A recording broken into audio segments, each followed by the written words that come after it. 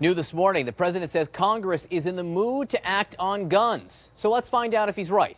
Joining me is Dan Kildee, Democrat from Michigan. Congressman, thanks so much for joining us. I really appreciate it. Let me read you what the president wrote just this morning, because it does constitute, for him, a bit of a shift. He says, I will be strongly pushing comprehensive background checks with an emphasis on mental health, raise age to 21. I think we have this tweet. Raise age to 21 and end sale of bump stocks. Congress is in a mood to finally do something on this issue, I hope.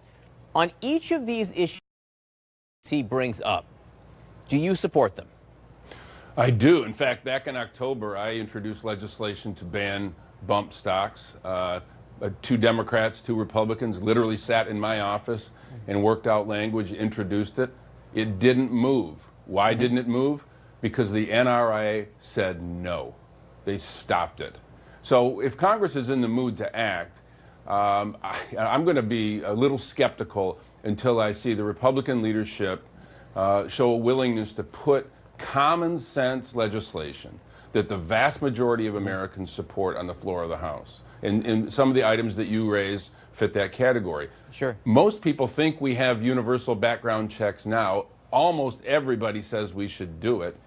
But the NRA has been stopping it. And I watched the town hall last night. It was frustrating to me to see the NRA representative speak about the need to clean up the background check process, but they oppose closing the gun show loophole. They oppose it.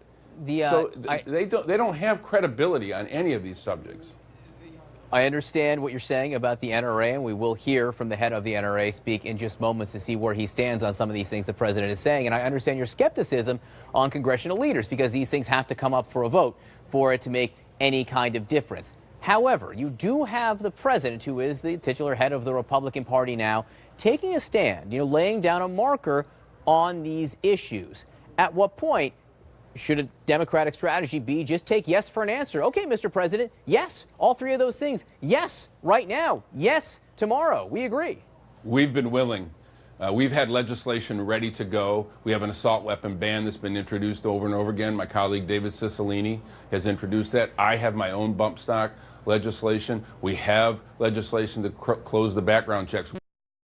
We've been ready.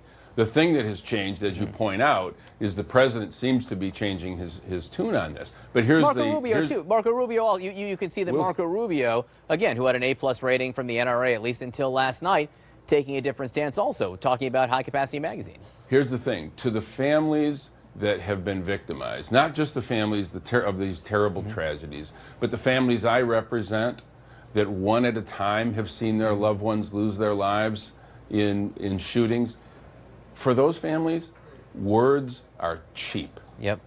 The president holding a note card in his hand to remind him to be empathetic, that's cheap. What I want to see is legislation go to the floor of the House, passed by the House and Senate, and sent to the president, and change policy in this country to protect Americans. Press releases, tweets, note cards, sympathetic tones, that's cheap. And I'm done with it. Everyone said after Sandy Hook, which happened just as I was coming into Congress, that this is different. And it wasn't different. Understood. And so when I hear, and I support these kids especially, I look forward to welcoming them to Washington in a few weeks.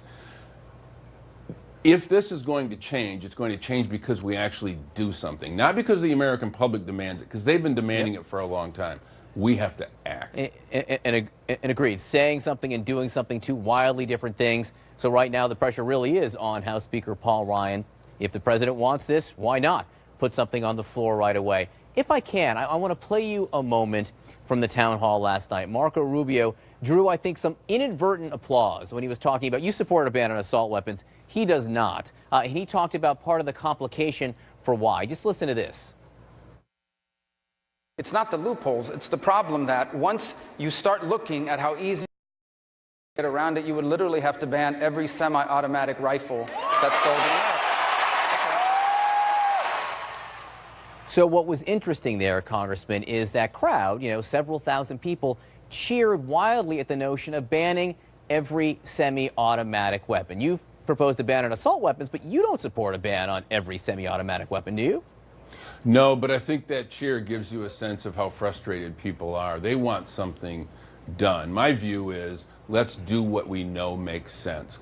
Close the gun show. But Congressman, I loophole. guess what I'm asking is I think gun rights advocates point to something like that and say, look, they do want to take away all of our guns. Look, no one's talking about confiscation. I know that much. But they'll point to that applause and say, all those people say ban all semi-automatic weapons. That's too far, they say. Yeah, but of course, I think, and you're right, gun advocates, the NRA, will seize upon that as sort of evidence that there's a slippery slope. But none of that excuses us as policymakers from actually having a thoughtful conversation about this, knowing that public sentiment, right now is at a peak level. That doesn't excuse us from doing the things that we know actually would make a difference. And that's the frustration that I have, is that we have so many of my colleagues who frankly ought to just find a different line of work. If they're not willing to do the hard things, if they're not willing to say no to the NRA on anything, they ought to just find a different line of work. That bump stock legislation that I introduced was very simple. Republicans and Democrats came together. Like I said, we crafted it in my office. There's no excuse for the fact that that didn't move to the floor, with one exception.